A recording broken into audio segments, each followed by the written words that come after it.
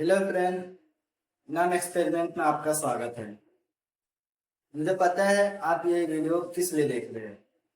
आपने एक new YouTube channel start किया जिसके लिए आपको एक नया माइक की ज़रूरत होगी और एक नया माइक परचेस नहीं कर सकते जिसकी कीमत मार्केट में 2 से 3 हज़ार के बीच में होगा। इसलिए आप ये वीडियो देख रहे होंगे जिसकी मदद से आप एक न्यू माइक बना सकें और इस्तेमाल कर सकें। माइक की खासियत है फ्रेंड,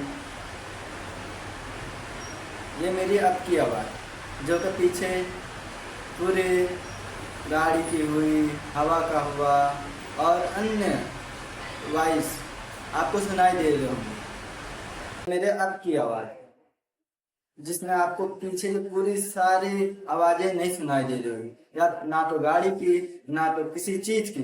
इस माइक की ये खासियत जो कि बड़े बड़े माइक में होती है। चलो देखते हैं फ्रेंड ये माइक कैसे बनता है। ये देख लीजिए फ्रेंड।